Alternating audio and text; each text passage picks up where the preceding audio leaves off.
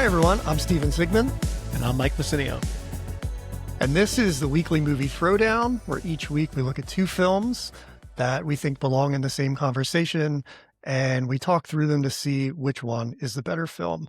This week we're celebrating opening day in baseball season, and we're going to talk about two of the heaviest hitters in films about the sport.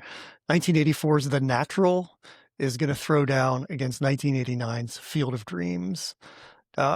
Before we get into the baseball conversation, do you have any wins of the week that you want to shout out? Do you have a win of the week? I started watching this TV show Bait that's on Amazon that Riz Ahmed is in, that he kind of created.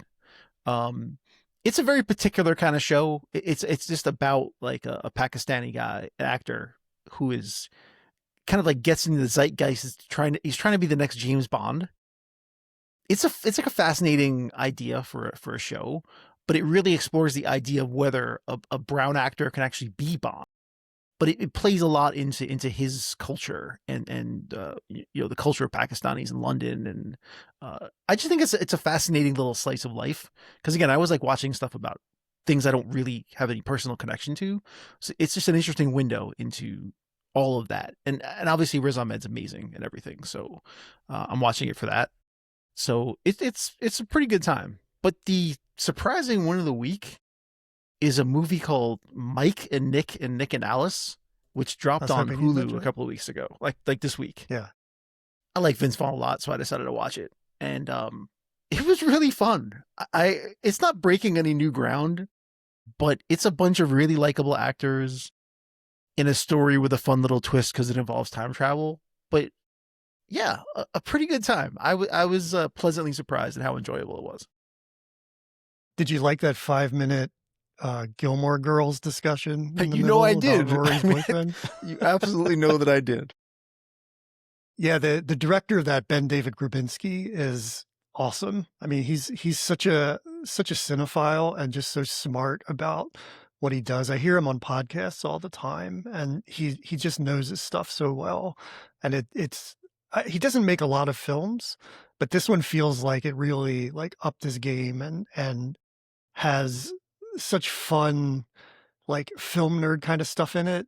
And it's really entertaining. And two Vince Vaughns, like that's amazing. Yeah. Double your pleasure. I mean, and Keith David is in it. That's really fun. It's always cool to see him. I love Jimmy Tatro. That guy I'm really turning on him. I was just about to mention him as well. He seems to be getting a little pigeonholed because it reminded me of the role he played in Summer Camp. What was that, Music Camp? I can't remember what it was called. The Theater Camp. Yeah, Theater Camp. That's it. Yeah. So he's just good at playing like lunkheads with kind of a heart of gold, so to speak. He's just very likable. Playing a dim bulb. He's great. And he was the fireman groom in You're Cordially Invited, that terrible movie we've memory hold to forget about. Yeah. Just and Rooster in 22 Jump Street. He's just I really love that guy. He's very cool. But yeah, that's a really fun movie. I knew you were going to talk about it because it like checks your boxes. So I was glad to hear you liked it. I'm glad you know me so well at this point that you knew that I would totally watch that the day it came out. That was going to be my win of the week if you didn't mention it. But since you did, I'm going to talk about The Drama, which is a new film from A24 starring Zendaya and Robert Pattinson. It's from director Christopher Borgli. I'm not sure how you pronounce it, but he did Sick of Myself in 2022, which is kind of a smaller film that got a lot of indie buzz. He did Dream Scenario in 2023, the Nicolas Cage movie, and which had kind of a Charlie Kaufman-esque, Michel Gondry sort of feel to it. The Drama is, if you've seen any, like the trailer for it or anything, you know that it's about this couple in the week leading up to their wedding, and there's drama. But they really bury what this film is in the marketing. So I'm not going to say too much about it, but it just really takes a couple crazy turns that you do not see coming. And it's just really well acted by Zendaya and Robert Pattinson, and Alana Haim is in it. She's getting more and more work lately, which is really great to see. She's kind of like sort of a fulcrum for everything that happens. Mamandu Athie plays her husband, so they're kind of like a foursome, best man and maid of honor and the bride and groom. Um, it's just really, really good. It's really funny and smart. There are some pretty interesting visual tricks in it and audio tricks throughout that make it really interesting. And they're like, well, I won't say too much about it because it's just something you have to see. But I haven't looked at any of the Rotten Tomatoes scores or anything or how people are receiving it. But I just know that I had a really good time watching it, and it was not what I expected, and almost a full theater, which was pretty encouraging. So I think you're going to hear a lot more about it as it makes its way around to the theaters. And yeah, I highly recommend it. Okay, let's put that aside and let's get into baseball. Baseball season started last week, so it's on our minds for sure. Have you watched any Mets games? I'm already trying to forget half the Met games that I watched already this season. So They started out well, and then that was. I mean, obviously we're not a baseball podcast. I'll just say the Mets switched out a bunch of guys who kind of hit well and didn't play defense well for a bunch of guys who don't hit well and also don't play defense well. So I'm not really sure what the plan is at the moment. It doesn't feel great, but hey, it's early in the season. Yeah. Okay. Yeah, it's a long season. It's already been a long season, so let's 1 week in, and it's already one feels week in. like I'm 6 already months. feeling the strain. So Yeah, I get it. I mean, Mariners doing okay, but not. Cal Raleigh, by the way, 60 home runs last year. He's like 2 for 20 with like 12 strikeouts going into this season. That is not good. That's a Yeah. Roy Hobbs-esque kind of slump, like just a full off It the is. table slump. Yeah, I wonder if he's being paid off to throw the game like that. Maybe I think, yeah, we know with baseball, so much of it is in your head. I really think that it's hard following up a career season and then feeling like you have to match it. So I think you come out of the gate pressing. So I think we'll just give it a little bit of time. We'll see. Also had the World Baseball Classic in there, so he's played in that as well. Well, that's a great point. Again, not to get into the baseball weeds, but it's like, does World Baseball Classic help because you're not coming in kind of cold out of spring training that you already had some in-game experience? Is that better for you, or are you tired coming out of the World Baseball Classic? It's hard to say. It feels like you're playing the playoffs and then going right into a brand new season right after it. So yeah, I would think that takes a lot out of you. Anyway, let's move on to the films we're talking about in the world of baseball. Talking about The Natural, talking about Field of Dreams. These are just like in the pantheon of sports films. I feel like these are top tier. You know, what do you have a relationship to either of these that you? They are. If you have like a Mount Rushmore of sports movies, especially baseball movies, I think both of these end up on it. They're the baseball movies that most baseball players talk about loving. Yeah. And what I didn't realize on the rewatch, I realized they have a lot more kind of in common than I thought they did. They parallel each other a little more than I remembered. So that was very much interesting. I think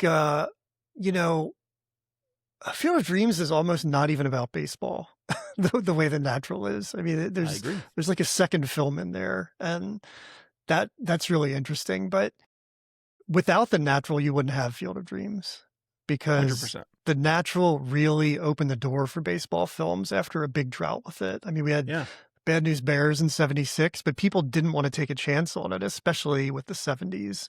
And TriStar Pictures, this was the second film TriStar Pictures put out.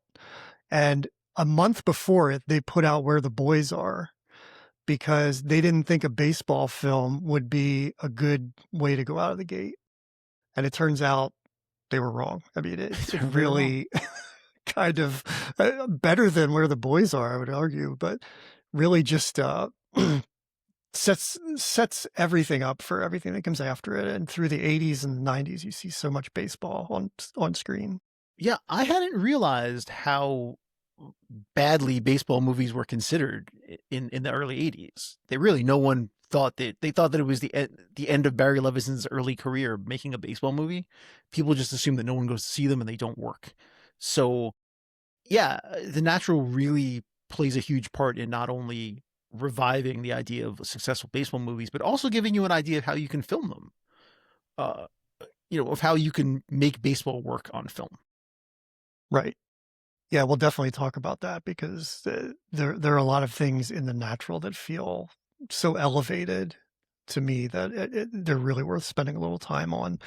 Um, yeah, everything that came after it feels like it is its own thing. Like it also, you think about Major League and Eight Men Out and Bull Durham. I mean, those are all pretty successful films. So it's just really interesting that Hollywood didn't want to take a chance on this.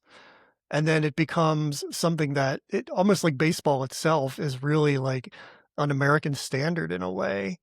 And it just keeps going, at least for a little while into the 90s. So I just think it's really interesting that people kind of forgot about baseball. And then all of a sudden it's like, okay, it's back and we're all about it.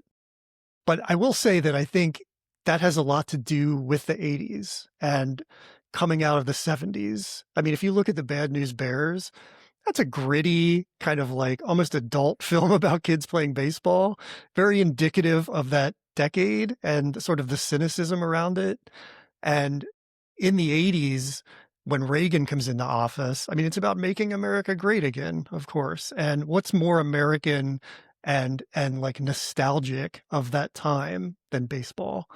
So, and that it doesn't actually end with baseball. If you look at Barry Levinson's filmography, everything he makes in the 80s, with Rain Man aside, is set in the 50s or the 40s or the 30s.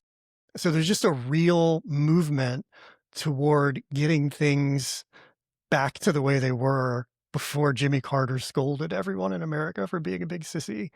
And I just find that fascinating as like a cultural shift in Hollywood that Yeah, we're going back to that. So I totally agree. And I didn't think that we would talk about this in the reflection of Missing in Action and Rambo First Blood Part 2. right, But in a way, it's all a part of the same piece. That in the 80s, we were more accepting of movies about heroes and heroes succeeding, and we wanted to win, and it was important. And of course, The Natural is a perfect example of this because it's based on a novel, and they changed the ending of the novel for the movie, which was controversial, and a lot of critics had problems with it.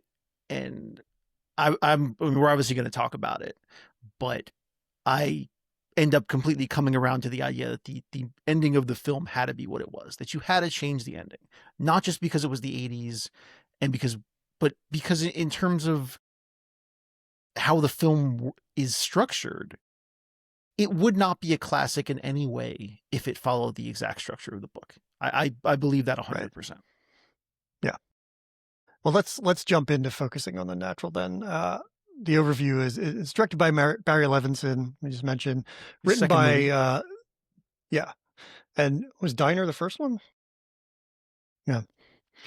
Um, and again, Diner, back to a bygone era. Tin Men, like his whole thing is just nostalgia. Very Spielbergian in that sense to me. There's a lot of nostalgia to it. Um, so it was based on a book by Bernard Malmud and written by Roger Town, the brother of Robert Town, which is amazing to me. Yeah, And I didn't know there was a Roger Town, so that was interesting. yeah, But it's like the also Roger written by the Clinton. original draft. It's important to know was written by this guy named Phil. What was it? Phil Dusenberry? Dusenberry. Yeah. Dusenberry, and he's an advertising guy. And this is the only screenplay he ever wrote. Like someone asked him to do it, and he took a sabbatical from his advertising gig, which he was very successful at, by the way, and wrote this draft, which is really interesting to me. Yeah, Phil Dusenberry was a legend on Madison Avenue. So he was the chairman of BBDO, which is the ad agency that Sterling Cooper is based on in Mad Men. And this guy is, I don't think Don Draper was based on him necessarily, but he came up with slogans like GE, we bring good things to life, Gillette, the best a man can get. It's not TV, it's HBO. So this It guy is is. like legendary. And yeah, he wrote this screenplay. Well, hang on, not to get dark for a minute, but just to go with the whole Mad Men theme, he actually died of lung cancer in the Of 2000s, which course. feels appropriate. Yeah, in a Yeah. very Mad Men kind of way. But anyway, I assume everybody in that era died of lung cancer. yeah. I mean, Jesus. But so the overview of The Natural, really quickly, is a middle-aged unknown comes seemingly out of nowhere to become a legendary baseball player with almost supernatural talent. Really sums it up pretty neatly. There's a lot more to it than that. But 4 Oscar nominations for this film, including Caleb Deschanel, who was the cinematographer, and I think that plays an incredibly important part in this. I knew you were going to say Before that, we, because that is definitely what I figured we were going to talk about a lot for this movie. yeah, I think it's interesting and a little creepy that before we get into it, that 4 of the stars of this film died in the last year. In Redford, Michael Madsen, Robert Duvall, and Joe Don Baker, like all in a row. That just kind of blows my mind. It's just interesting to point out. But I mean, they're all of an age, so I guess it's just how it works. But yeah, so uh, this is like a myth, right? This feels like what I was thinking about is this feels like a story that you could see Hobbs telling his son on the farm at the end of the film, because it's almost like a legend in a way. There are references to Homer or references to Sir Lancelot. So there's a very elevated sort of magical thinking to Right. it. I mean, the That team. I mean, there's a reason he plays for a team called the Knights, right? I mean, it's all. It's exactly, the actually Knights of the Round fairly Table. heavy-handed in the way that it's Yeah, signaling these things to you, but that's okay. yeah, absolutely. I kept thinking about Big Fish as I watched this. Did you see Hmm. that? I have. I It's really like that movie a lot. it's a lot about the father telling stories, and they're so fantastical, and you don't know what's real and what isn't. And there are a lot of characters in this that feel that way. They feel very sort of, it almost had a Dick Tracy feel to me too. The way, like the color and like the way it was shot and the light and dark is very overt, but it's basically telling this story with these wacky characters. Like Darren McGavin, uncredited, his character has this glass eye and can sort of, he knows things, and it's just inhabited with all of these interesting characters like that. And it just really feels fun and very big, like bigger than the story would like you hear about Ted Williams, who they say a lot of these things are based off of, and there's not that mythology around him the way there is Roy Hobbs. And I guess that's Hollywood, but it's just really interesting the way it's so mythologized and like folklore in a way. And it's just Yeah, very inspiring. I think. I think the reason this movie works, and I think that what it said is a bit of a template, is that, yeah, baseball lends itself to being told in these kinds of ways, like these gauzy mythological kind of ways. It's just so much is wrapped in baseball, not only American history, but a sense of nostalgia and a sense of fathers and sons, and all of these things that go into this the feeling that we have as a culture of baseball. Maybe not as much anymore, but certainly at the time that this came out. And so, yeah, telling this story through that type of mythologized uh, gaze makes a lot of sense, but kind of shows people how you make baseball movies work in that way, Yeah. and even sports movies in Uh, general. I think what it does there, so the story is that he has this natural gift, and his dad tells him at the beginning, like, you can't just rely on that alone. And he sort of gets a little bit of hubris around it because he wants to be the guy. He's asked, what do you want? And he says, I want to walk down the street and have people say Roy Hobbs is the best there ever was. And so there's a lot of ego involved in it. And he gets a setback. Yeah. you Well, that know? line alone, So by it's the a way, comeback. since we mentioned Ted Williams a minute ago, that was stolen Yeah. directly from Ted Williams, who always said that Yeah. that was he wanted to be known as the greatest hitter that ever lived. Right. And Ted Williams did not lack for well, he didn't suffer from humility. We'll put it that way. Yeah. A um, lot of ego. yeah, Yeah.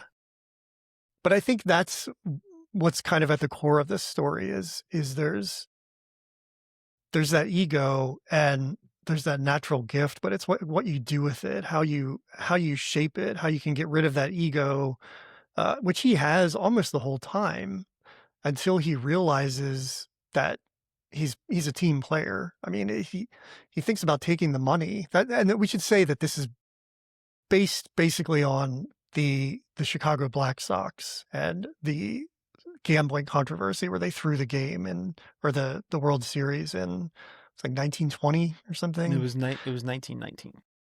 1919. And Shoeless Joe Jackson is kind of the famous player to be Right. a part of that, Yeah. right?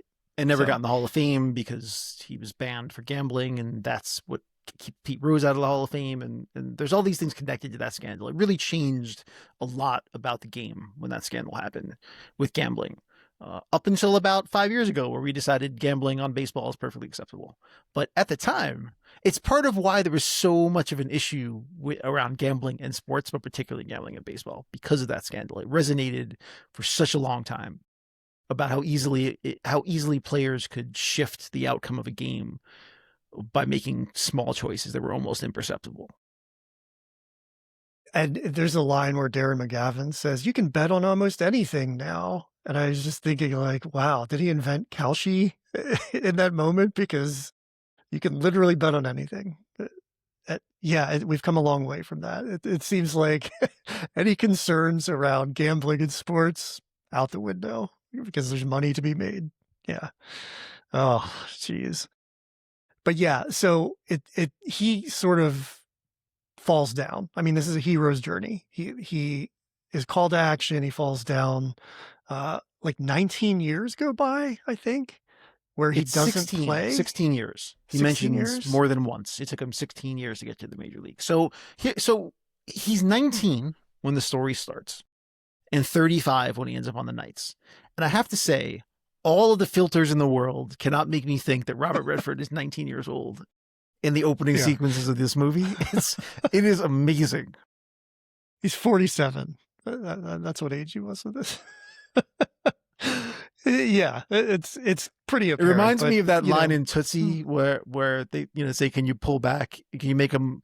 You make her look a little softer." And it's like, "Can you pull back a bit?" And yeah, he's like, "How do you feel about Cleveland?" Like that line just stays in my mind. It was like, how far back can you pull to make me think that Robert Redford's 19? yeah, it's impossible.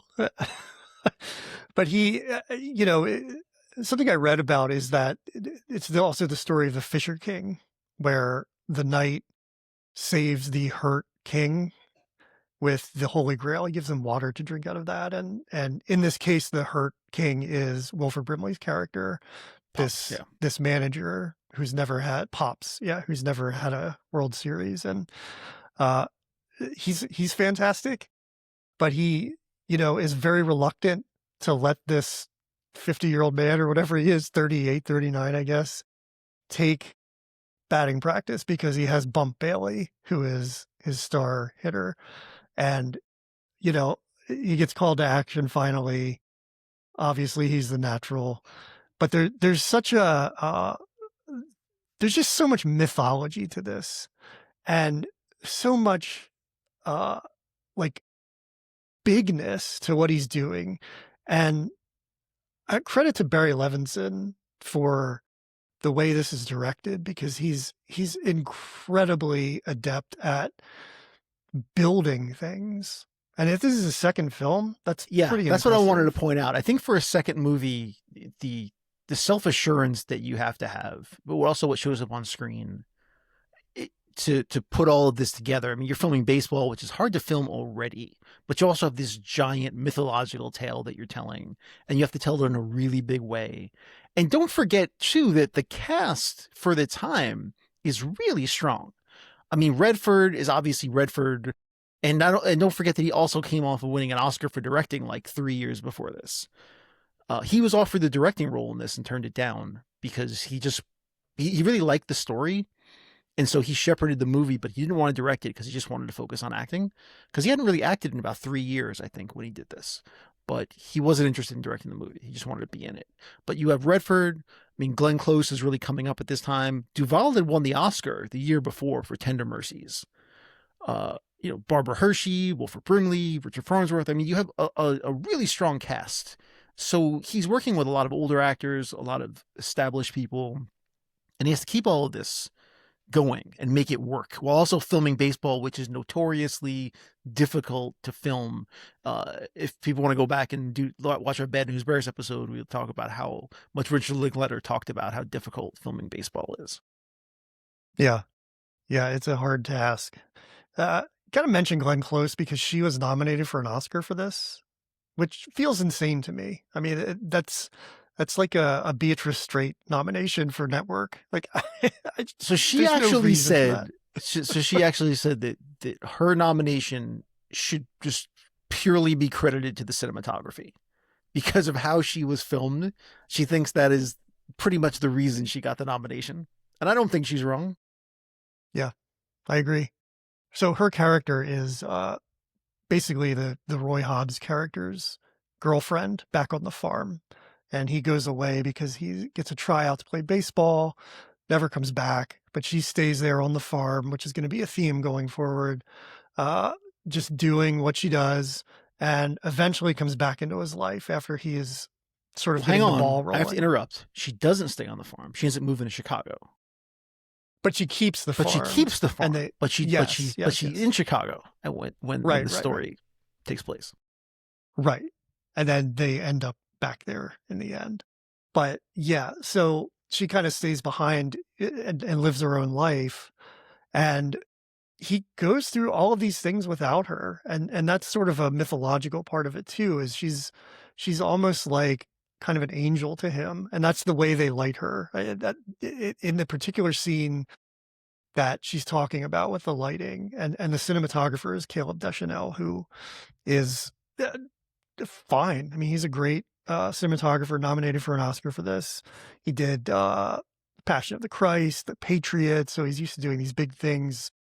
But the way he lights her is almost like ethereal in a way. And when she's around, Roy is doing his thing. You know, he's being the natural.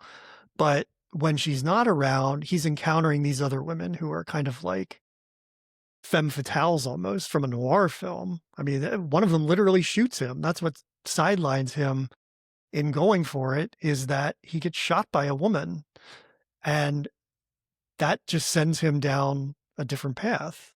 So it's just very interesting that Glenn Close, even though she doesn't have a lot of screen time, really plays this important role in Hobbs fulfilling his destiny, because she's almost like his muse in a way. Yeah, it's so clear. I mean, you can paint Roy Hobbs as Odysseus in a way. He goes off on the journey, he comes back to his true love, is tempted along the way, all of those things. It's pretty easy to see that. But yeah, and that is why this movie works as well, because it's just a classic hero's journey wrapped up in a baseball story. And that is why, I mean, we go back and talk about the book itself, which was written in the 50s. And the movie mirrors the book pretty closely in a lot of ways. But the point that the author at the time, Malamud, was grappling with was almost a loss of innocence, coming out of World War II, and this grappling of whether or not we learn from our mistakes or whether or not we're doomed to repeat them. And he was a pretty cynical person based on the things that he had gone through. His mother had some mental health issues, things like that. So he was pretty dark about humanity. He's also an Eastern European Jew in the 30s and 40s. So exactly. He came to America. Yeah. So the ending of his book, in which the character not only ends up taking the bribe, but changes his mind at the last minute, but it's too late and he fails. It feels very much of a piece of not just that time, but also literature. It's sort of ambiguous. Like, you don't know if he struck out for the money or if he just failed. Right. So you But kind of, one of the last lines of the book is that, he will be doomed to repeat his mistakes over and over. And it's like, that's actually mentioned at the end of the book. So it's very heavy in that way. Um, I think if the movie chooses to put us through this hero's journey, not put us through, but take us on this hero's journey and end with him ultimately failing, I can't imagine how people wouldn't riot in the streets. Like, I just can't imagine how you'd sit through this and feel okay with him failing. But I mean, you could, but you would have a completely different movie and it would cater to a very small audience, particularly film critics. Film critics are the ones that were very upset that it didn't keep the ending of the book.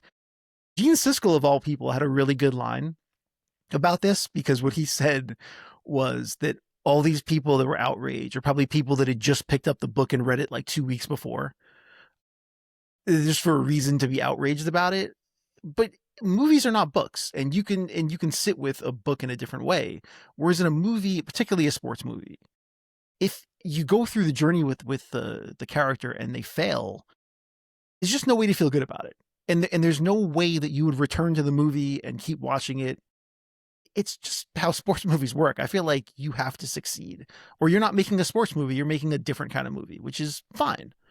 But as a sports movie, how do you not have your hero succeed in the end? It's crazy to think about. yeah. I mean, that's why you watch sports. That's why you Right. watch sports movies. It makes me think of Project Hail Mary, how that, that ended with such a cheesy kind of high note when it didn't have to end that way, but that's how you end a film in order to please a bigger audience. So yeah, it's interesting. I mean, that's kind of how it goes. And that's really the thing about baseball, I think, is like you don't tune in for like 8 innings of slow play. You tune in because any night in that ninth inning, you could have a hero emerge and there could be some sort of like legendary play that happens. And it can always happen. And I think that's really what this captures, and what baseball movies always boil down to is like that ninth inning in that big game. And the beauty of baseball is like you get that every night. The stakes might not be as high, but even if it's the first game of the season and somebody hits a walk-off home run, that's exciting, and that's a hero, and you're going on this hero's journey all through that game. And to be able to put that on screen is just, it connects with people. And I think you have to have that in order for that to be like, to pay off emotionally, because if he strikes out, yeah, that sucks. Like who wanted to sit through 2 hours and 45 minutes to see that? Yeah, it would be crushing. And Yeah. it's why it works when you're a kid. I saw this movie when I was a kid, and it's why it still works as an adult. And I defy any person to see this movie and see the home run at the end and the lights broken and all of that and not get chills. I defy anybody to watch it and not feel moved by that ending, regardless of if you think it's schmaltzy or unearned, or you wanted to see him fail because you're a crazy person, whatever the reason. But I defy you not to be moved by it. And this is getting into this movie. When we talk about Levinson's directing, which was excellent, but this is a movie where you feel the cinematography and the score almost more than any other movie that I can think of. I think that those two things take what is a pretty simple story and elevate it to a level of beauty that many other movies try to reach for that don't quite get there. I mean, you just kind of have this magical thing of these people working together. Also, should be mentioned that this was one of Randy Newman's earliest scores. He'd only scored like two smaller movies. This was the first really big score that he had done. Levinson was a big fan of his music and brought him in, even though the studio wasn't necessarily thrilled about it. But the score that he creates just elevates this movie to goosebump levels that are almost impossible to match. I mean, the score of this is still used to this day. I mean, whenever you hear it, you just think of the moments of the natural. It's so connected to America and success and just grandness.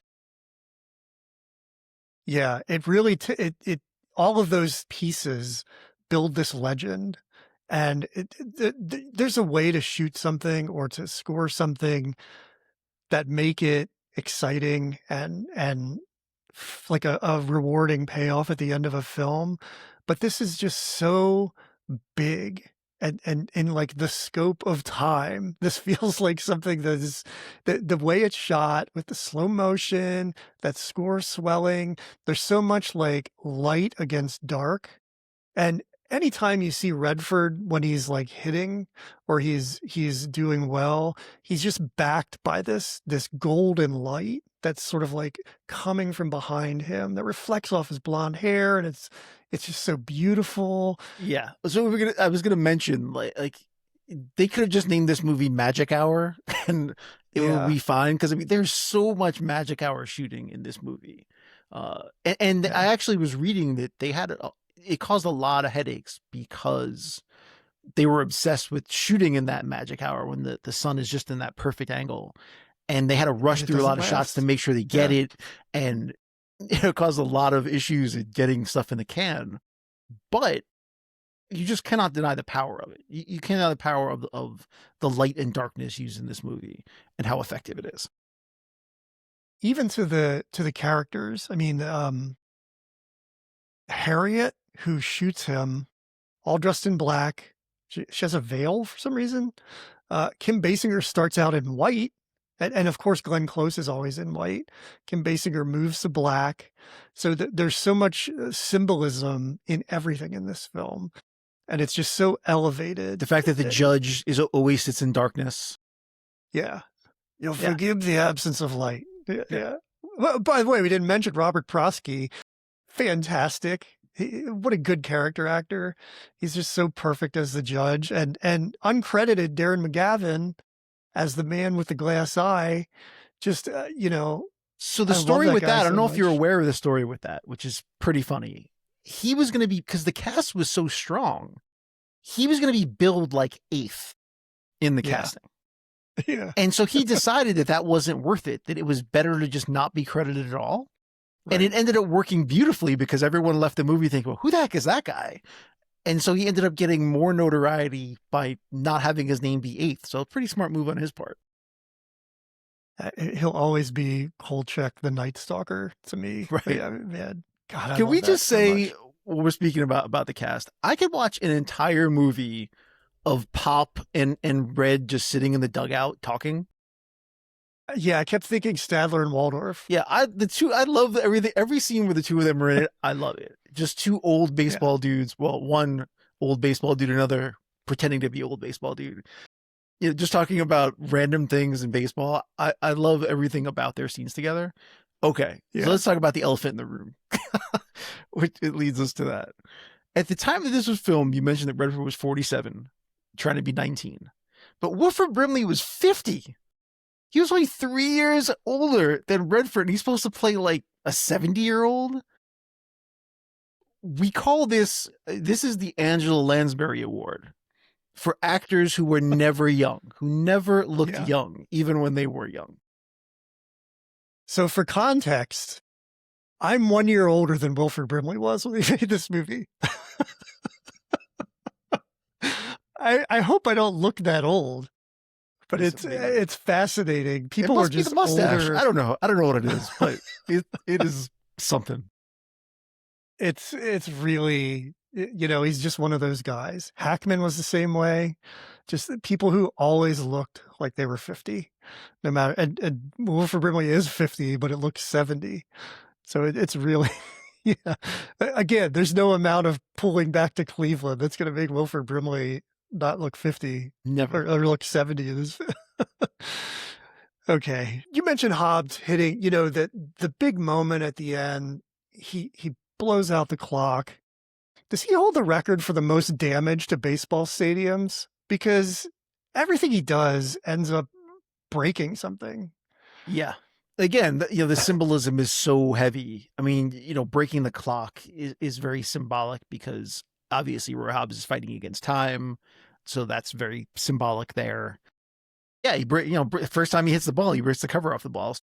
He's he's definitely the most powerful hitter ever.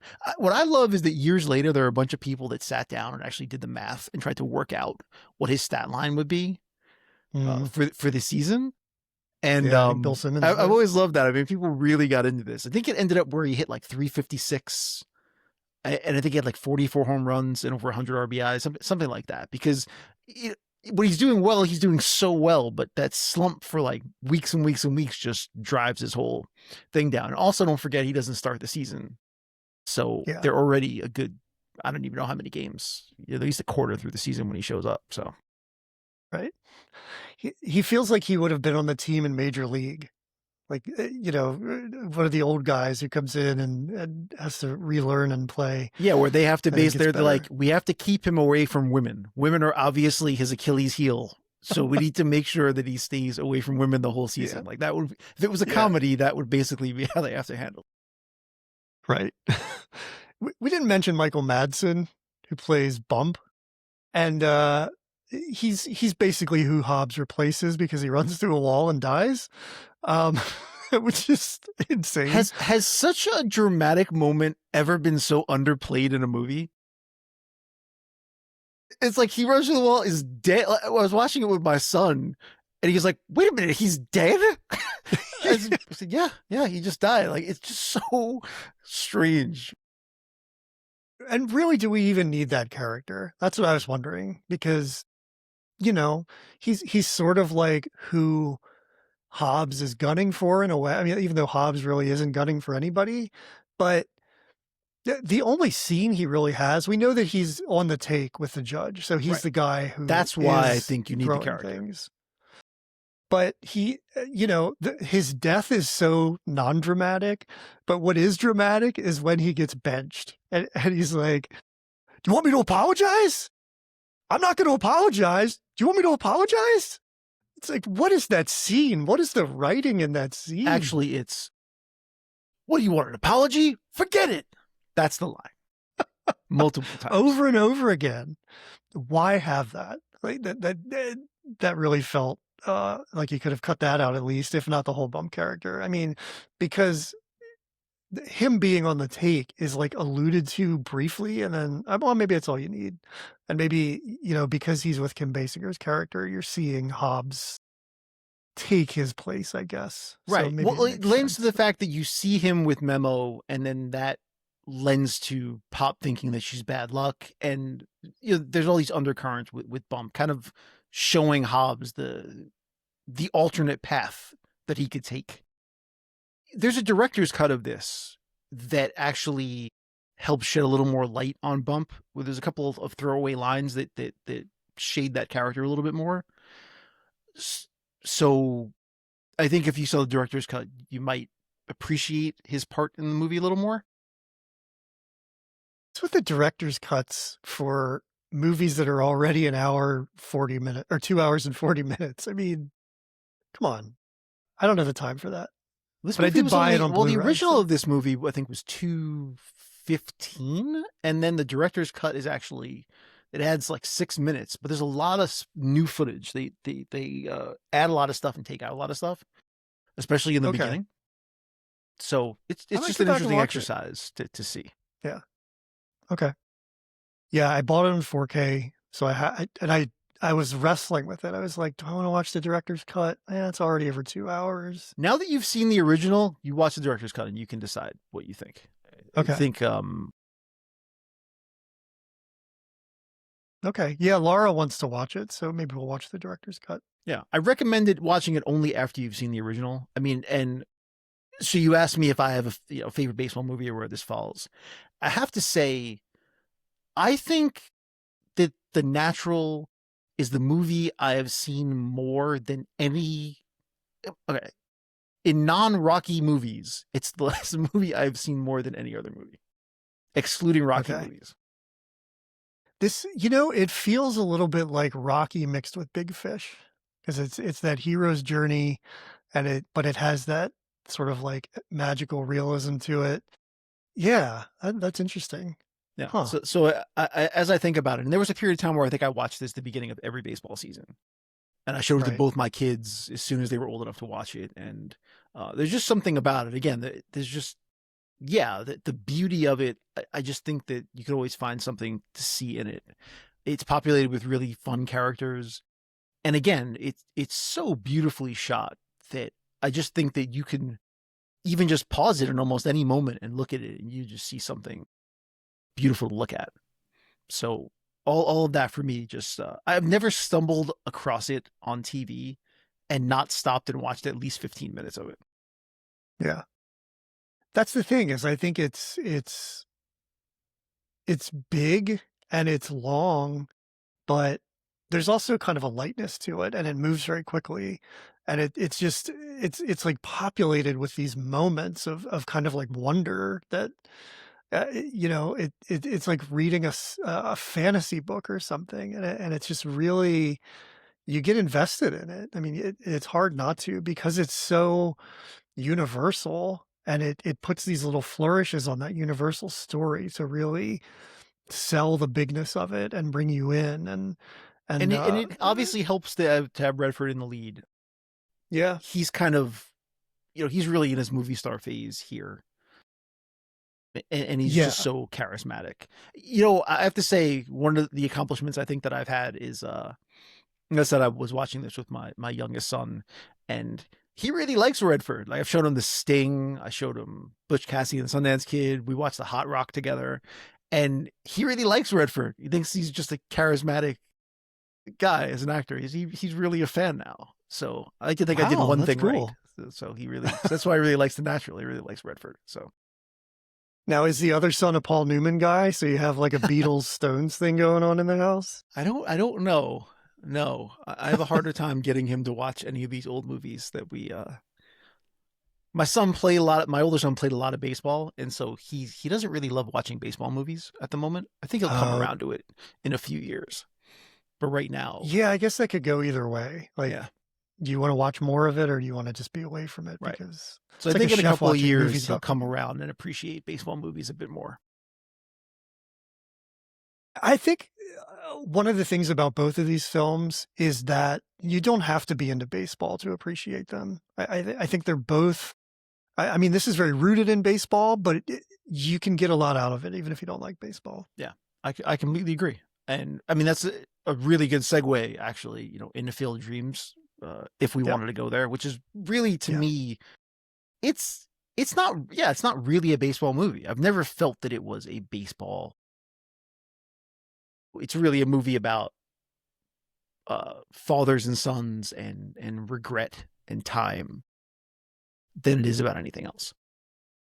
I was thinking about that with, uh, in a way, well, I guess it's not as overtly, but I feel like The Natural is a little bit of a father and son movie as well. It is. I You didn't know, realize until I rewatched them that they both end exactly the same way.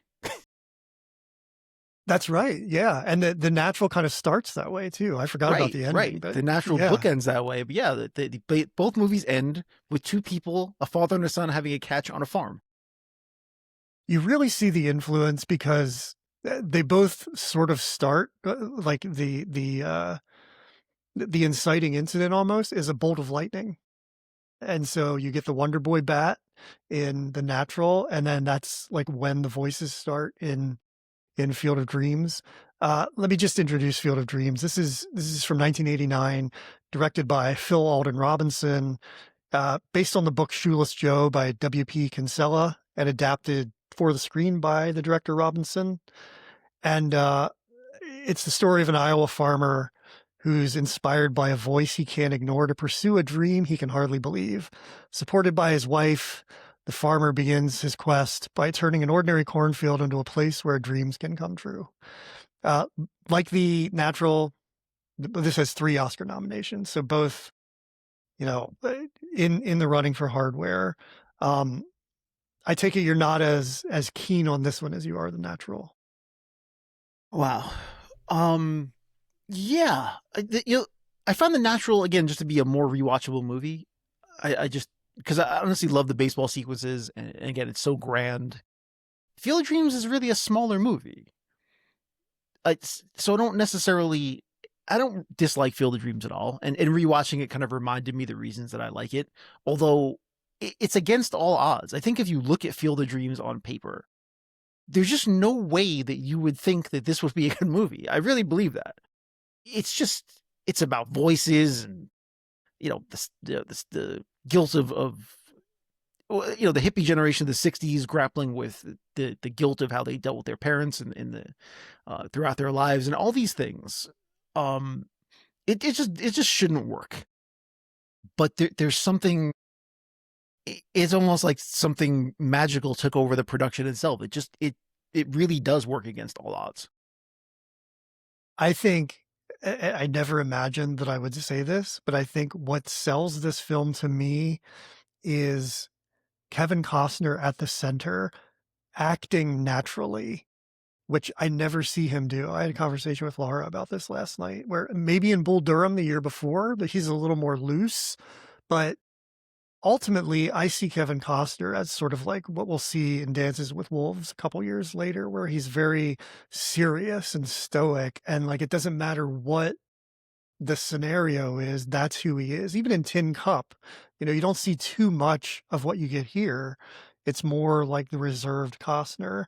And I think like that really blew me away with this movie because I had seen it before, but I didn't really remember how he was in it. And I had an expectation of him being the Kevin Costner I know from like The Untouchables or something. Yeah, see, But that's like the he's, Tom Hanks thing, where sometimes it helps to go yeah, back and watch an actor's first movies, and you can kind of see what it was that made them big. By the way, no pun intended. But speaking of big and Tom Hanks, do you know that Tom Hanks was actually offered the role first for this movie, and he turned it down? really. And yeah, he turned it down. God, isn't he younger than Costner? This is 89. Yeah, he probably was a little bit younger, I think. It seems to me that Kevin Costner is too young for the story they're trying to tell anyway of where he came up in the 60s, because this is like 25 years after that. So even someone younger would be even more a little like confusing, I think. Like The Natural, this has sort of a mythology or like a magical thinking around it. And I Don't say you that's think. I what's mean, so it's about a voice coming from the beyond. I mean, yeah, it it's is crazy. it's as overtly mystical as a movie can be. Honestly, like I said, on its face, it seems insane, and in lesser hands, I think it would just be stupid in a lot of ways. But Yeah, it ends up being something beautiful. and it owes a lot to The Natural because the Natural being sort of inspired by the story of Shoeless Joe. Shoeless Joe is literally brought back to life in this film through building this field. And I think while they're both father and son films in a way, they're also films about destiny. And Yeah, this is something destiny and where, also regret. I mean, that's really what yeah, makes Field of Dreams work, because you have the parallel stories of him helping Shoeless Joe deal with his regret of losing baseball and him dealing with his own regret with his father. So it's a pretty simple movie in that regard. it's interesting. I don't know why I reveal this in the podcast, but my dad is alive and I have a great relationship with him. And we've played catch in the yard a million times, but God, I just like cried through this whole movie because of that relationship. And I don't get it. I don't, I'm not like, oh, I miss my dad. I wish I had more time. It's just like, maybe I'm grateful. Yeah, it I don't doesn't know. matter. Field of Dreams is really the only movie that I think every man will admit crying while watching. It's the only acceptable situation where a man can cry watching Field of Dreams. Well, I mean, I talked about crying during Project Hail Mary multiple That's times. So fair, but, I'm the I'm not exception. saying you would be. I'm just saying in general, like most men will Yeah. admit that they teared up watching Field of Dreams, where in most cases men will not really admit that. But yeah, it gets you every time. Yeah, both of these movies have endings that get you every time. Doesn't matter how many times I've watched either of these movies. Both endings still affect me regardless. But Field of Dreams got me from like the first frame. I even wrote in my notes, like, why am I crying? I don't understand what's happening.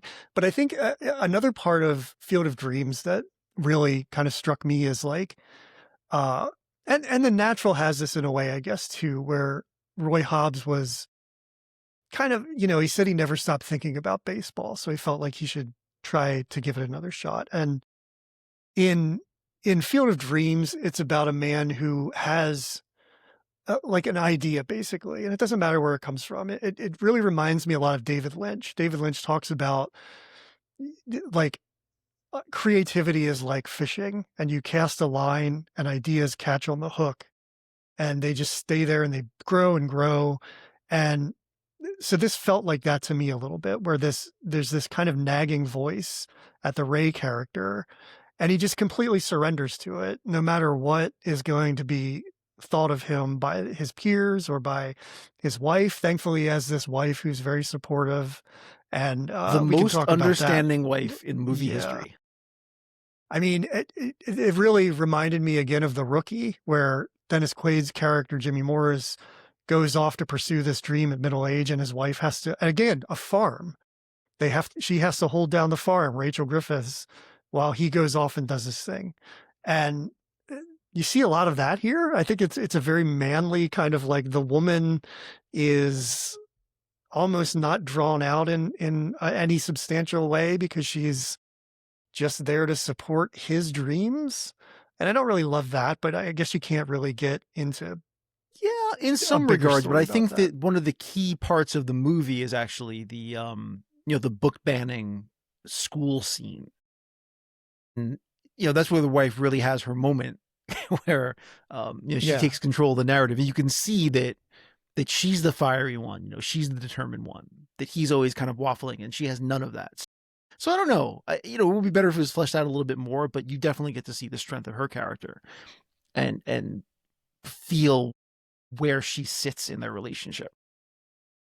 Yeah, I think he's a dreamer, and I mean, he says as much. He's always been a dreamer, and she kind of has to stay rooted in reality a little bit. But luckily she almost also feels like a dreamer in a way, but is a little more like focused on day-to-day stuff, or just how you have to act in the world. But she's supportive, and she's kind of got her head in clouds a little bit too. I mean, she's along for the ride of like the wonder of what he's going through.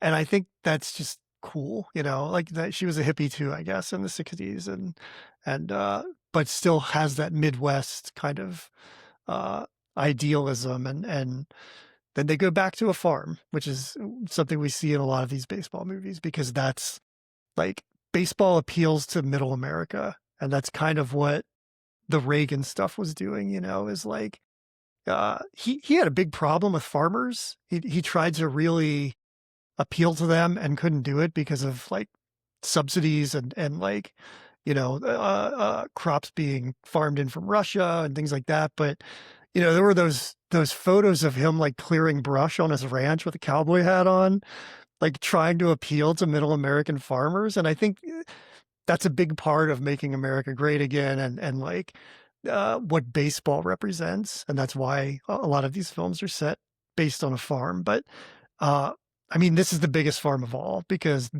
this, we're talking ahead a little bit about cultural impact, but this is like a real thing now.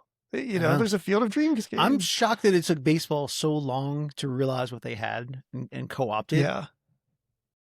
And I looked up tickets for the Field of Dreams game the other night after watching this. And I mean, it's almost like beyond Super Bowl costs. Like it's crazy, but I would really love to go. I have a friend who works for MLB. He's an audio engineer, and he gets to mic all the players for the Field of Dreams game and the World Series. And I remember talking to him about Joey Votto. Do you remember that a couple of years ago when Joey Votto was talking about his dad on the field, and it was like so Yeah. beautiful? He's like, yeah, I mic'd him for that. I was like, oh, that's so cool. Yeah, it's really awesome. But yeah, this is another fantastic story. What I thought about a lot with this is Close Encounters of the Third Kind, because it's a guy who sort of gets this idea from somewhere else, and then he's so committed to it, travels around the country trying to like bring it to fruition. It's very, so when we talk about a Spielberg directed thing at the end, like he kind of already did it. I mean, I get so much Close Encounters vibes in this. When he's at that PTA meeting writing down, ease his pain, ease his pain. It's just sort of like a fixation on it. Feels very much like Dreyfus with the mashed potatoes. And uh, I kind of love that about it. So it's like a Close Encounters baseball movie, and also shot very well. Um, Not in such a way as Caleb Deschanel did it But definitely The some Natural. was influenced by the Magic Hour shooting of The Natural. There's definitely a little of that going on here too, of course. Yeah. And just kind of the majesty of open spaces. I mean, there's and it's shot by John Lindley, who also did Money Train and and Pleasantville. Like that's a kind of a big one to mention because there's a lot of sort of ingenuity in Pleasantville, I think. But there are a lot of great helicopter shots, like when he's going into Boston and when they're coming into Minnesota.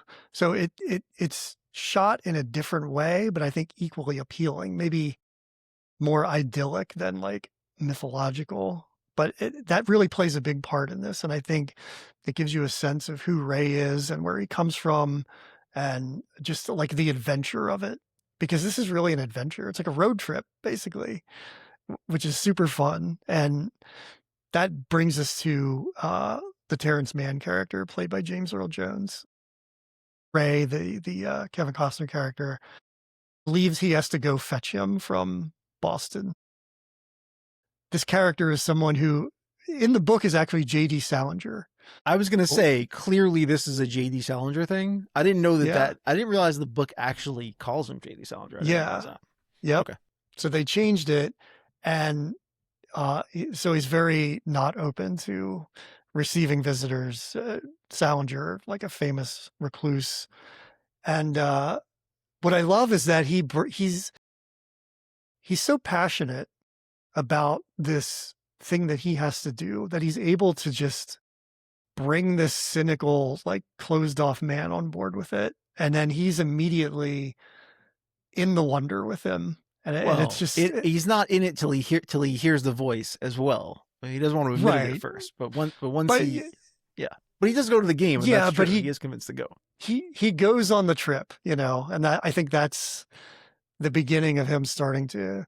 But yeah, when he hears the voice, I was talking to Laura about that. Both he and Gabby Huffman feel like they're like possessed for a moment with this voice of like, they will come and people will not know why they're giving you money, but it will Right. happen. And I told her it reminded me a little bit of like when Will Ferrell blacks out when he's debating James Carville in Old School, because he's just like a completely different person. It's like, and he wakes up from it.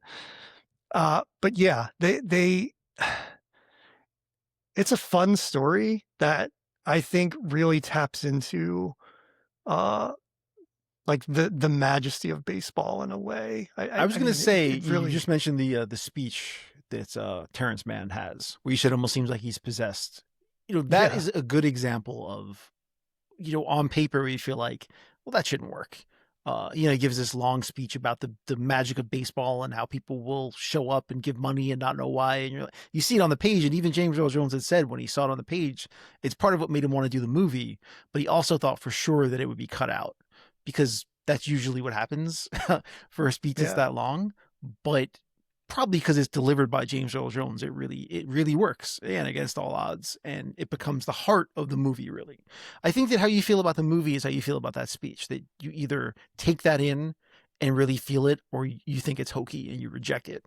So I think those two things really go together, because it is the heart and soul of what the movie is really trying to say. Yeah, it really feels like an ode to like in an even more nostalgic way than The Natural almost. It just the love of baseball and like the sanctity of the diamond. It almost feels like church when they're at this baseball field and watching them play. It's so like uh spiritual. And you get a little bit of that in The Natural, but not to the same degree. I mean, it's more of like a sort of like a broad feeling of baseball and its importance in The Natural. And, it's almost like baseball is telling him to go on this journey, and it and it's kind of crazy, but it's like, what is the impetus for this? Like, what is the thing telling him to do that? And it feels like baseball itself. Like we want to bring this beautiful thing here to and take this chance. I mean, this is a film about listening to voices and doing the opposite of what you should be doing. And I think what really helps it is that Kevin Costner's character recognizes that and mentions it all the time. Yeah. Like, this is insane. Why am I doing this? Right. That And I that think that helps. really It helps you as actually, a viewer. yeah, it helps make the movie. Yeah. That is a big help in the movie as well, because at least you know that he knows that this is crazy, so it helps you go along with it. But the other thing I was going to say was, this was in a different movie, but part of what resonated with me. I don't even remember what movie it was in, but they talked about how, whatever issues I had with my father, it's like the one thing we could always talk about was baseball, and I think that has a resonance with a lot of people, especially fathers from a certain generation, which, in some ways ours fall into as well. That I can remember, sitting at a table and looking at the newspaper and talking about the stuff, from the sports section, never the front of the paper, always the back of the paper, being Yeah. able to talk about whatever was going on with our miserable teams. And it was the easiest way to connect. Strangely enough, my father played ball, but a lot of my memories of having catches are actually with my grandfather, um, Yeah. who didn't play baseball at all and wasn't athletic, but he always had catches with me when I asked, which I look back on and, pretty fondly. I remember that he always agreed, even though he didn't even really care about baseball. My grandmother really liked the sport. But it was just one of those things that he did for me. So I always think about that. But my dad, who was actually Yeah. very good at ball, I don't remember having a ton of catches with him, part of because I had older brothers probably, and I threw the ball around with them. But the idea of connecting with your father through sports, I think many, many, many kids, boys and girls can relate to that. That it's just an easy thing that you can find a connection to. And I will admit, even now, as a parent, it's like, being able to find something inconsequential to talk about, to connect with your kids is important, because sometimes that's all you're going to get. And now you have Robert Redford to add to that That's list right. of Let me talk about things you can Robert talk Redford. about. Yep. Yeah. That's what a wonderful thing. Yeah, it's like universal, right? I mean, it just across the board. And that's what makes this so relatable, I think, especially Field of Dreams. I mean, I think the reason that I cried is not because I'm like missing something with my dad or I regret anything or I didn't get to do anything. It's just like an appreciation of what I did have in a way. And it's just such a reminder. And that's the thing is like it can take all these different forms. Baseball can. It can be this reminder of what you did have with your dad, or it can make you feel sort of melancholy about what you didn't have, or it can be like something you miss that is like a fond memory. And it just it can be interpreted in so many different ways. And I just it's such a beautiful like connector of feeling and memory to fathers and sons. It's really quite fascinating, actually, that there's this thing that can do that, and you get that more with baseball for some reason than other sports, and maybe it's because it's more interactive. Like I remember playing basketball with my dad, but it's not like he's throwing a ball to me and I'm catching it and throwing it back. Like we're both focused on something else. Yeah, someone So maybe explained that's it part of as it. something where, they said the idea of a catch is so simple because part of the idea is that I'm giving you something and you're receiving it, and then I'm giving it back to you, and that there's a connection in that. But I do think that the idea of baseball in general is that because baseball is a much slower game, there's a lot of downtime in it, and so I think it leads to, just time to be able to reflect or talk. And so I think that's what baseball does as well. I mean, football or basketball, especially hockey, there's just a lot more movement. There's a lot of stuff going on to pay attention to. Whereas baseball, there's not a lot going on at certain moments. So, you don't have much else to do except to reflect on the game or talk. So I think that the speed of it helps. My Laura, my wife, has this friend who lost his son, and one of the things they did was play catch all the time. So he set out on this mission where he would have a catch with a stranger every day for a year. and just connect with them in this way.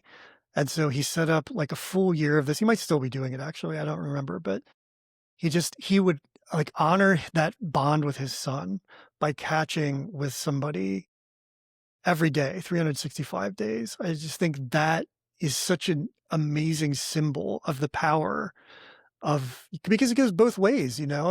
We're talking about with our dads, but like maybe dads have the same thing. Maybe you feel that way with your son. You said, I don't know if you throw too much Yeah, with him, but yeah, I agree. like, I mean, I you know, watched Field of Dreams with my son as well, and my youngest son. As I said, my oldest doesn't really watch baseball movies necessarily, but I was wondering how he would take to it because yeah, it's not really a baseball movie. It's more of a almost like a mystical movie.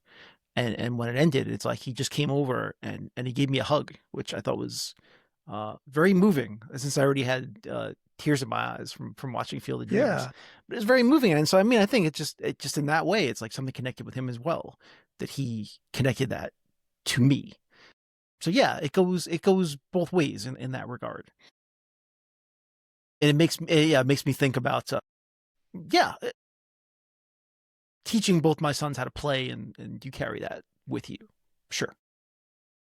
it's so cool. It's just, it's like magic. It really is. And what I like in Field of Dreams is that people can't see it. You know, not everybody is open to seeing Shoeless Joe and the Black Sox, and he wins them over. You know, by the end, uh, her Amy Madigan's character Annie, her brother wants to take the farm, and he has to take this make this choice. Does he sell the farm that day and make a little money but loses his farm? Or does he like bet on this game that night and see what happens the next day? Maybe not get as much as he would for his farm or whatever. And he bets on belief, you know, and it becomes contagious. That's what I love about it is like, I don't think there's necessarily like a villain in this movie per se, but Timothy Busfield's character would be the closest thing to it. And he's converted, you know, like that's the kind of the magic of it, and the magic of like belief in something greater. There's almost like a spirituality to it that Kevin Costner has, and this faith that more cynical people might not have. But he, you know, baseball and his approach to it sort of convert them. And I think Right. that's like such a beautiful ending Well, is we didn't. I mean, we didn't mention one of the key characters in the movie as well. You know, Burt Lancaster, who plays Doc yeah. Graham, who Can I is just say when also based on a real person. yeah, when he's introduced, there's never been a more beautiful star shot in a film. The way it pushes into him when he turns around and grins, that is like movie magic right there. It What is. a beautiful shot. So good. Yeah, this is Burt Lancaster's last movie before he passed away. So you know, there's even that. There's just this magic of kind of capturing Lancaster in his last movie. That lends resonance to the movie as well. And it's just a really, really good casting. Everybody that made the movie talks about the reverence they even had for him while making it. There's a funny story that's Timothy Busfield was on set, but he wasn't actually working yet. But he was hanging around, and Burt Lancaster just kept ordering him around to like get him stuff, like get him a chair or like get him some water and all this stuff. And he would just go and do it. He'd say, "Yeah, Mr. Lancaster, you go get him, bring it back." And then a few days later, they had a scene together. And he had no idea. He thought he was just a gopher on the set, and that's how he was Yeah. treating him. And he's like, "Why didn't you tell me that you actually were an actor on the movie?" But yeah, that's the kind of reverence they had for him, where they didn't even want us to bring it up. They would just go get him stuff. I think that's really funny. Yeah. That is pretty great. And he's not alone in this. I mean, it's a really impressive cast with, like we mentioned, Amy Madigan as Annie, uh, newly crowned Oscar winner for Weapons this year. You really see in this how good she is. The next year she would go on to be Shanice and Uncle Buck, which is what I always Right. remember her for. But she's so impressive in this, even though I don't think she gets, you know, as much to do as she should. But the PTA scene that you mentioned really is an opportunity for her to shine, and she's funny and like commands the room really well, and is just like such a confident actor. and I really enjoyed watching her. What do you think of Ray Liotta in this? Yeah. Um. I mean, you must be mad because you know in 2 years Kevin Costner's gonna beat him out for Goodfellas with Dances with Wolves. So you're probably going into it, you know. I think what I heard about the casting of this with Leota is that they wanted him because the idea of Shoeless Joe being a real person, especially a guy who played at that time, wouldn't necessarily be very polished, and they wanted him to project a certain danger as well. And I think that Leota kind of does that. He doesn't come off as just this kind of ethereal idol. He really comes off as a regular person who just wants to play baseball. And he's not particularly nice in the way that Doc Graham is just unfailingly polite. There's a little bit of an edge to it. A person coming back having lost something and discovering this, but not really trusting it. And I think that Leota does a good job of kind of capturing all of that. So yeah, I really ended up liking him. I don't know how I felt about him at first. At first glance, it almost seems like he's miscast a little bit. Uh, but That's he how I feel. Yeah. but he acquits himself fairly well as a ball player. Again, there's just like this certain edge to the whole thing about it that I think that he lends. By the way, we didn't talk about this before, but Leota comes off pretty well as a ball player. And there's people that complain that they know that Shoeless Joe actually batting through the opposite ways that Leota does, but Right. whatever. It's a fantasy movie. Who really cares? But Redford as well. Most of all of that is real. And Redford actually did hit a few balls out of the park, even though the dimensions of that park were a little shorter than we were led to believe. If you look that up, but his swing is really good, and his throwing motion is good, and a lot of people talk about that, and that's the key thing I think that post The Natural has made baseball movies better. They cast people that could play baseball, and then found that they could act, rather than the other way around. Because people who look poor playing baseball just completely ruin all sports movies. You have to have someone that can play the sport in question, or the whole illusion of it falls apart immediately.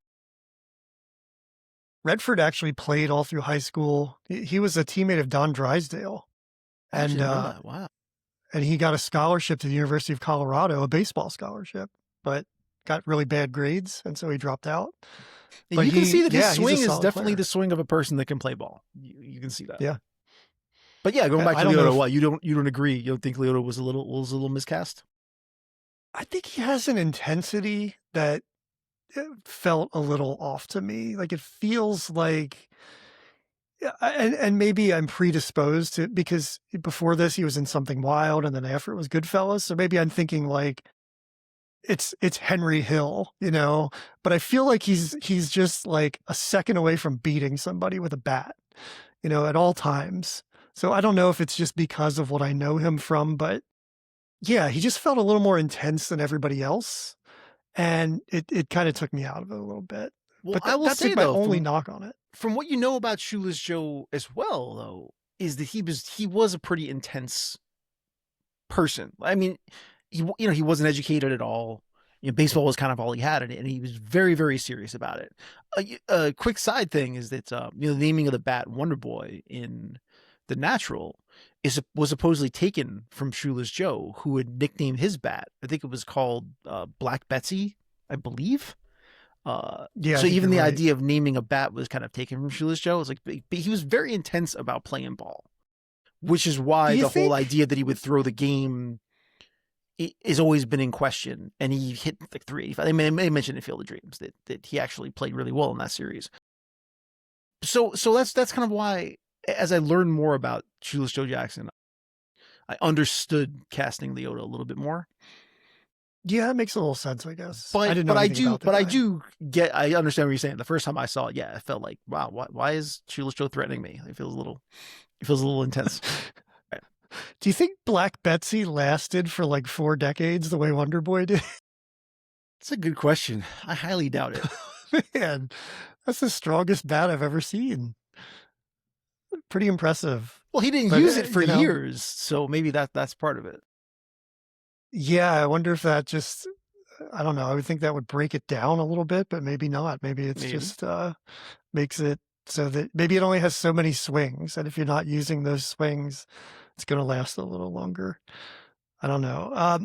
Let's talk about, Phil Alden Robinson, the director, because I think in the ways that Levinson directs The Natural in a big way, and I think your mileage may vary with, like, just the how amped up that is. Robinson goes in the other direction, and I think it works really, really well. There's such an ease to this whole film that it flies by. And like we mentioned, the sweeping shots and the music's amazing. Actually done by James Horner here, where Randy Newman did it in the other film, but um, it just feels beautifully directed to me, and I think that's a big part of like why this almost unseats The Natural as like the baseball movie as time goes on, because we're gonna talk about that later on. I think it's more, uh, I don't know, it feels more connective. Like I connect to it a little more because I mean, you always connect to that hero's journey, but this feels like rooted in realism, even though there's so much sort of magical thinking around it. I think I totally understand what you're saying, because I think that obviously The Natural is about a person who is totally gifted and about their singular journey, which you could appreciate, but you don't necessarily relate to it because we all don't have that. But the idea of a regular person using baseball as a conduit to either, help someone else or connect to their father or, kind of make peace with themselves, that is obviously a universal feeling that we all can relate to. And I think that makes perfect sense as to why you would relate more to Field of Dreams. Yeah, I just really, I don't know, it feels natural, which is ironic since that's The Natural, but, um, not not a lot of work for Phil Alden Robinson. I kind of know him for this show, The Good Fight, that was on for a few years, You but and me both. and Sneakers, he did Sneakers with Redford, and and he wrote Ghost Dad. I don't know if he directed it, Yeah, but that I noticed that that too. Bill Cosby movie. But, his career, for the most part, uh, this might be the top of it. I don't know how well received The Good Fight is, but that's a show at least I know of. I don't know of too many TV shows. So, but yeah, he's an interesting guy. I mean, he really has like a delicate hand that and maybe that goes out the window with Ghost Dad. I don't know, but Well, he wrote it, it's he didn't just, direct it. So maybe on the page, okay. Ghost Dad was fantastic. Yeah. But I'm again, guessing there's it a good wasn't. lesson in there somewhere. You don't want your ghosts to be literal. You just want your ghosts to be ethereal voices. You don't want to put physical form to them. The whole thing falls apart. Yeah, the guy really has a lane. I didn't think about that. Yeah. By the way, on a side note, we talked about Amy Madigan, and there have been rumors throughout the years that the voice was actually done by Ed Harris, who's Amy Madigan's husband. Really? But that hasn't been proven, and Phil Alden Robinson has said that he's never admitted one way or the other if it's true.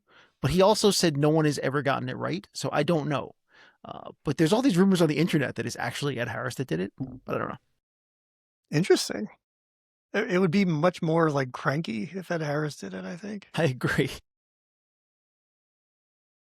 Did you know they were in the works to make a TV show, a Field Yeah, of Dreams the TV Chris show? Pratt was involved, and it fell apart. I'm actually glad. Yeah.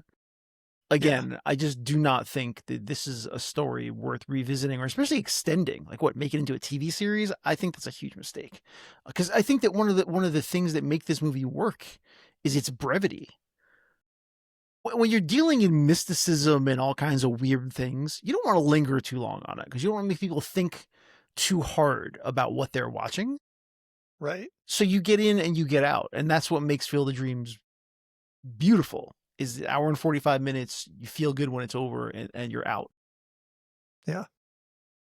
Yeah. I mean, it's a great example of Hollywood trying to resurrect something that is just better left alone. I mean, these things are so legendary, this and The Natural, that I can't imagine how trying to cash in on that with more content would in any way help them in their standing. It's just not a good idea. Do you have anything else you want to talk about with Field of Dreams before we do our comparison? Yeah, I mean, I could talk about these movies all day. Yeah. Honestly, there's a lot of things to talk about. One of the things I wanted to mention, just on a side note, which I thought was really interesting about The Natural, is that they used a stadium up in Buffalo. I think it was called War Memorial Stadium, which is funny because George Carlin had a whole joke about the naming of baseball stadiums versus football stadiums, and War Memorial Stadium was actually the name of the football stadium in Chicago. But that's total side note.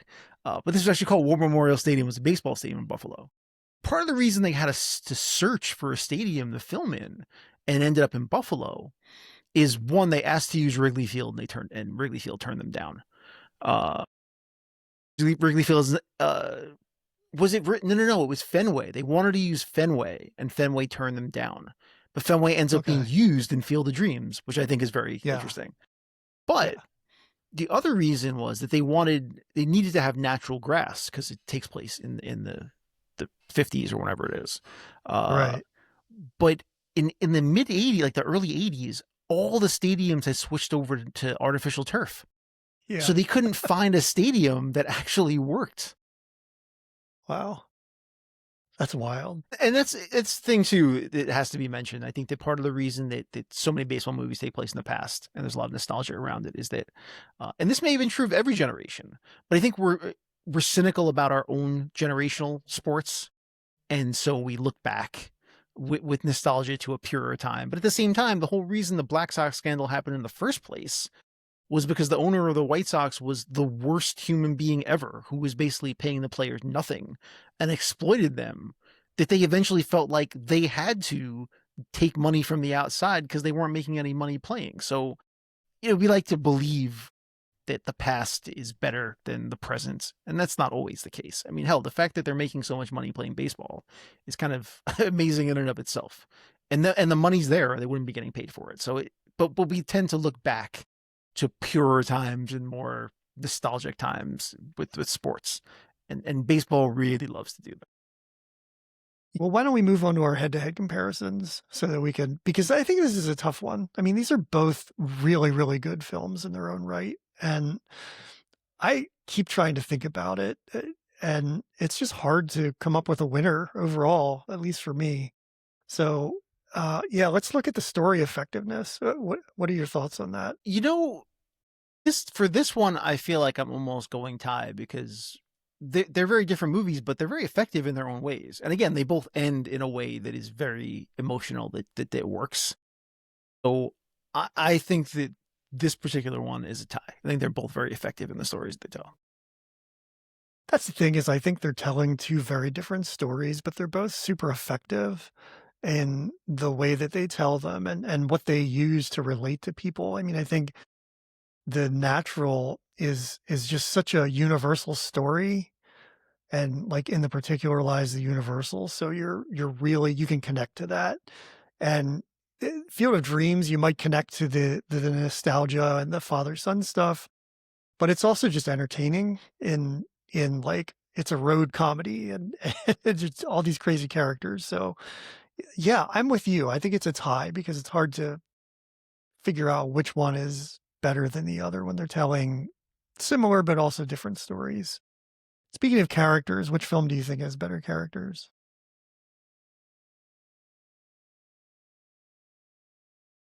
This is kind of hard too. It is. I think The Natural has better characters. I think that they're a little more fleshed out in some ways, or not even fleshed out, but yeah, I think I relate to them a little bit better. I think that Pop's a great character. I mean, I think Warhop's a great character. I think those characterizations are better. Maybe it's just because the movie's a little bit longer, but you don't really get to know Terrence Mann all that much. And in a way, it's kind of like you drop into their lives and drop out. I don't know if I feel like I know the people in Field of Dreams as well as I connect to the people in The Natural. But that's not saying that the Field of Dreams doesn't have good characters. But yeah, I think The Natural. I'm inclined to agree, and I think for a different reason though, because I don't feel the characters in The Natural to be all that fleshed out, but I think they really serve a purpose in this sort of like magical story. Like they play a role. They feel literary in a way. Like if you're, I keep thinking of Dick Tracy for some reason because the characters were just rooted in human beings, but they're so goofy and like, wore big suits or, they were like, I don't know, almost like video game characters I along think the what you're trying to path that were say is that just, they're larger than life characters. Maybe. yeah.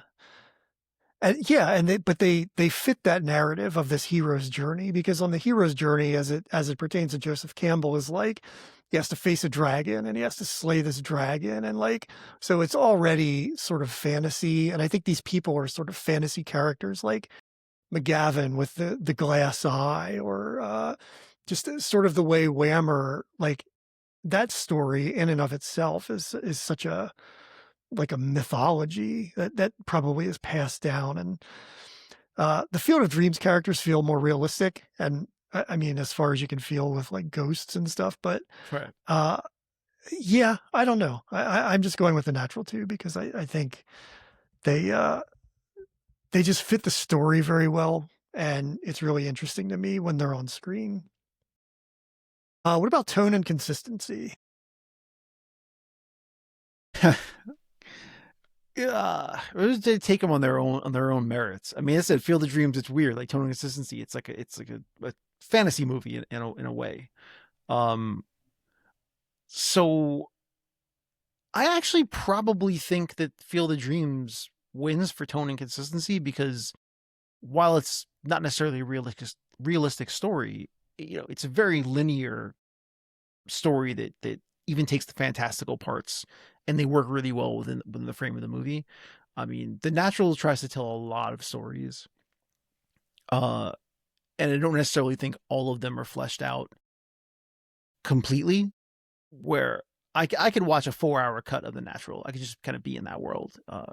And just for that reason, I think there's just some things left on the floor that could have been told a little bit better.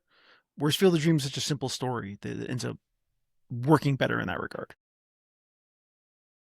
I actually agree with you. I think Field of Dreams has, and I mentioned this with Phil Alden Robinson's directing, is that it it stays where it is, but even when it hits these sort of magical moments that feel a little like elevated, it doesn't lose you the way The Natural does. They're not so big that they feel almost like um, cartoonish in a way, and that's what I feel in The Natural. Like when he hits the clock or he breaks these lights, these are things that are so big, and the things that Kevin Costner deals with, and I think that's a big part of it, is his performance is so good and so like natural that as he's going through these things, you're sort of on that ride with him. And even though the tone shifts a little bit, it's a natural shift that it doesn't take you a lot of time to adjust to. So yeah, I'm with you. I think Field of Dreams, consistent tonally and story wise, and I think it's really yeah, it's really the winner here. Uh, Last one, cultural staying power and iconic scenes. I mean, this shows you how Yeah, I have both of no them are idea legendary. how you choose. I mean, I feel like yeah, I mean, the Field of Dreams has its own yeah, physical because the baseball Field game of now. Dreams game is now a thing that happens every year. It might have taken the lead on this, whereas forever, I always thought that it was The Natural. We'll put it this way: if you go to the Baseball Hall of Fame in Cooperstown, and you go, they have these stores that sell jerseys and things. The first time I went to the Baseball Hall of Fame years and years ago when I was a kid, one of the first things I purchased was a Roy Hobbs jersey T-shirt that they sold there. Yeah. And when I brought my kids 2 years ago, one of the things that they got was a miniature replica of the Wonder Boy bat. Nice. So in the Hall of Fame, I mean, it very much like Roy Hobbs is almost a real person, and he is Yeah. treated as any other great baseball player. And so for that reason, it always felt like The Natural was. But I have to say, yeah, now that Field of Dreams is literally an actual game that happens on the actual field from the movie, that may have taken over. It's hard to say. I think they actually have like a Hobbs jersey in the Hall of Fame, from what I read, that it was like built to be like he Trying wore to think. this. I'm trying to think if it was there when I went. I can't remember exactly, but there's a lot of Hobbs stuff. Yeah. And as you can see, It like I'm seems like literally if wearing a New York Knights baseball hat that I bought a few years yeah, ago. Um, so Mets colors though. no, it's the right color. It's navy. Is it? Yeah. I thought they were black and white. The New York Knights? No, Yeah, navy, were navy they and not? orange. Oh, okay. Well, that makes sense, I guess. Was my color off on the TV? Maybe I didn't pay attention to it. Possibly. But yeah, I think the Natural is like the film that the players would probably be in on more than like the Field of Dreams. Like that's the go-to movie for players.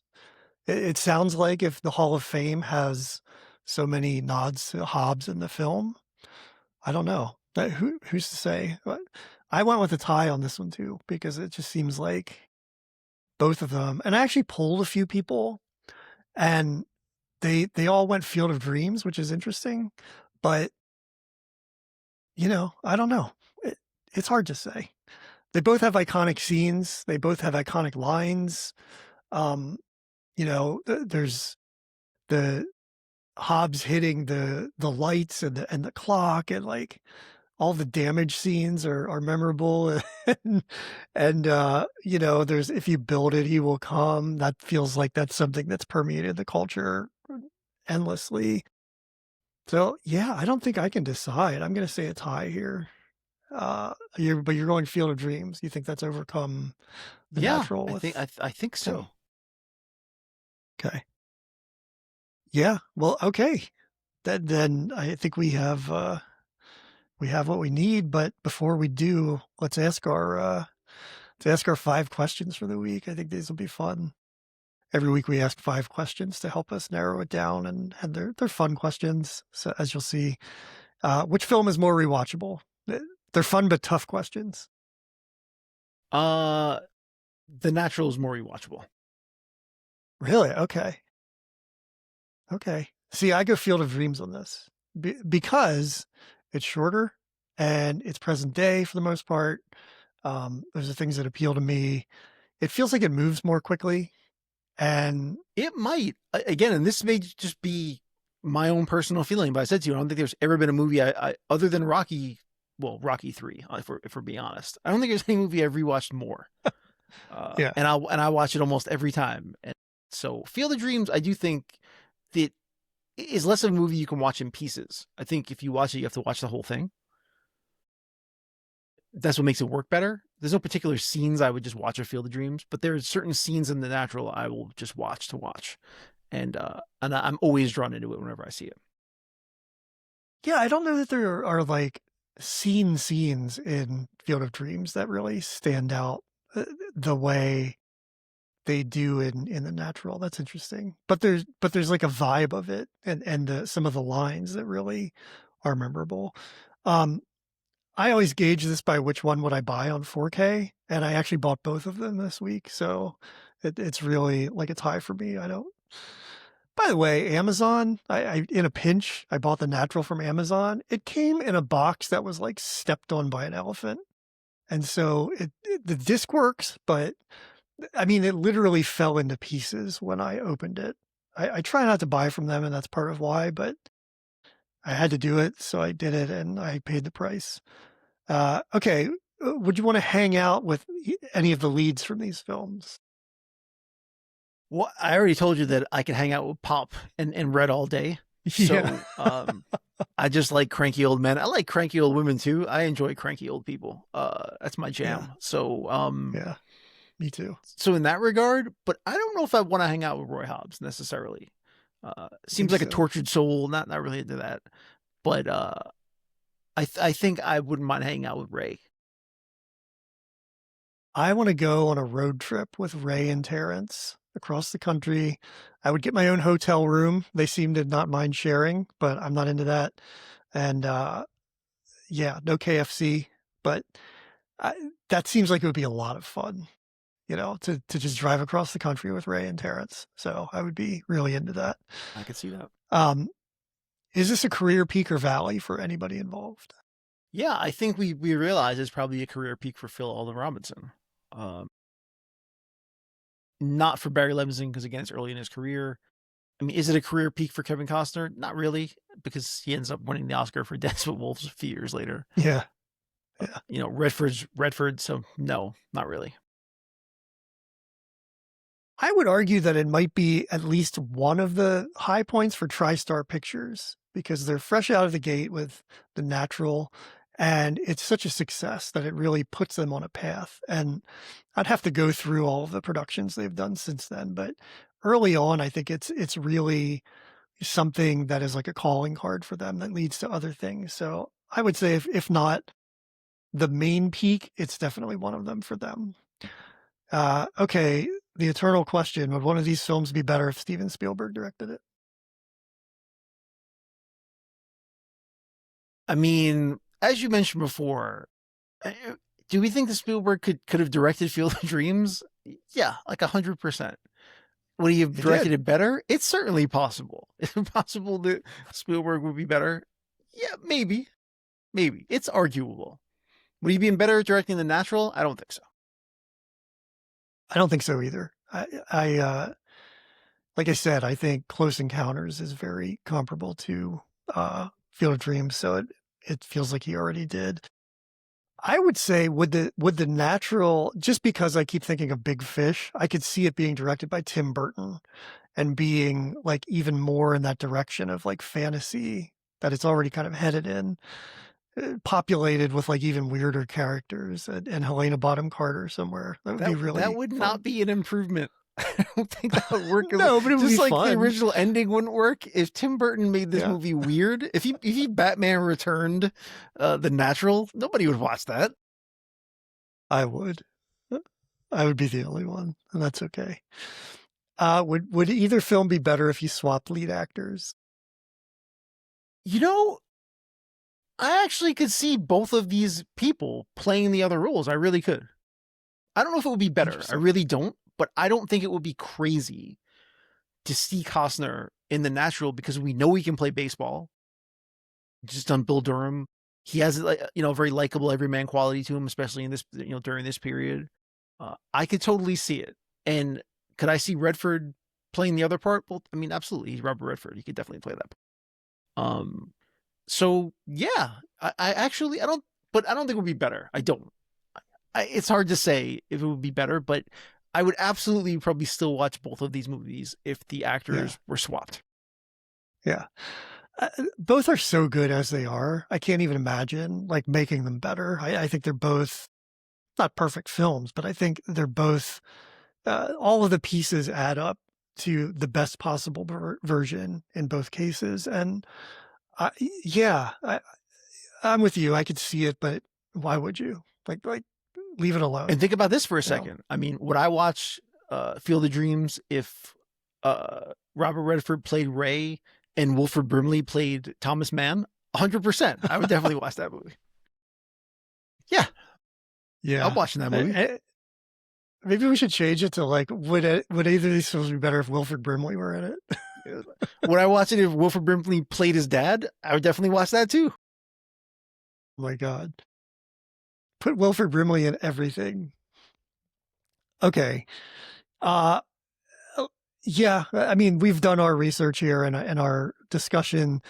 Let's go to our poll results for the week.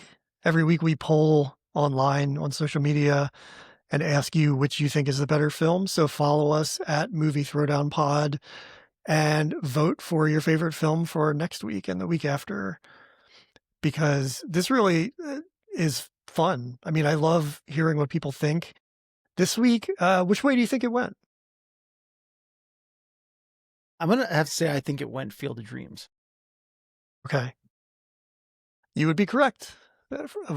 Not too many votes, but 16-8, doubled it. Field of Dreams is the winner online. I see a bias toward more recent films in the polling online, and that could be like, younger people on social media maybe aren't seeing the older films as much. I don't know, but it could just be here that Field of Dreams is considered the better film. Uh, yeah, I mean, so what is your pick in the end? I mean, what do you think is the better film? Let's get our Yeah, results I'm here. pretty sure you could tell. I don't agree with the people. I have always loved The Natural. It kind of is my favorite baseball movie of all time. It's just something that stays with me, and it gets my vote. Okay. I can definitely see that. I can see why it would be somebody's favorite baseball movie.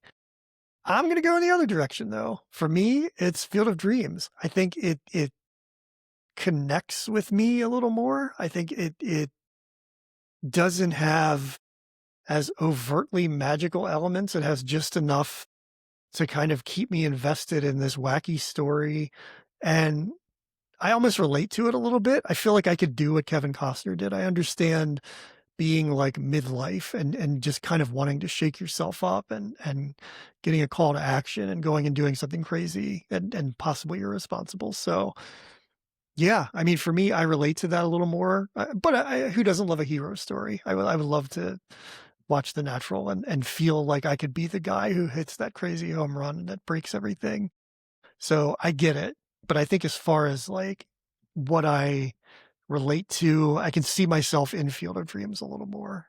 And maybe I'm just kookier, so that makes sense. I don't know. So yeah, it's a split down the middle. These films are, I think, equally good despite Field of Dreams getting more votes online. I think we've sort of talked through them and we recognize that they're both just amazing films. You know, it's hard to pick one over the other. Sometimes that's going to happen. Sometimes we're going to have films that are pretty obviously better than what they're throwing down against, and sometimes they're going to be a draw. And I think that's where we landed. So yeah, it's been fun watching these and thinking about them and talking about them. And it really sets me up for baseball season. So I'm feeling good going into it. Start my fantasy league this week. Feeling good about that. So yeah, this was a great exercise and Yeah. perfect timing. I want to live in a world where I can depend on my baseball heroes to win games. That's the world I like to live in. Yeah. It's not my reality in any way, but well, maybe that's why it's so appealing to you, because you don't know I think that that's feeling part of of it too. victory. I have no doubt that is part of it. Yeah. Well, whatever the reason, I mean, both of these are amazing and they're a lot of fun to watch. So if you're listening and you haven't seen them, I hope you have, but if you haven't, go watch them. Don't even really need to be a baseball fan necessarily. I think they're just both really compelling stories. So check them out. Let's move on to next week. Going to take a little bit of a left turn, and we're going to talk about two present day sort of government paranoia surveillance films, which is I'm really excited about because this feels like what we're living in right now to a degree. Throwing down are going to be 1998's Enemy of the State, directed by Tony Scott. Man, a lot of Tony Scott films on the podcast lately. And it's going to go up against Steven Soderbergh's Kimmy from 2022, which I really, from what I remember of it, I really, really like that one as well. Looking forward to talking about these. Kimmy not available on physical media, which bummed me out. It was the only film of the month that I couldn't find. But yeah, both of these, from what I remember, are really fun, interesting films, very stylized. So that's going to be a lot of the discussion, I think. So yeah, that's it for this week. As I said, join us on social media. We're at Movie Throwdown Pod, Instagram, Threads, and TikTok. And vote for what you think is the better film. We're going to post polls. And if you have any thoughts on the show, just email us, moviethrowdownpod@gmail.com. Maybe you want to suggest a throwdown, and we'll do that. We'd love to hear from you. And come back and join us next week when we talk about Enemy of the State versus Kimmy. We will see you then. So long.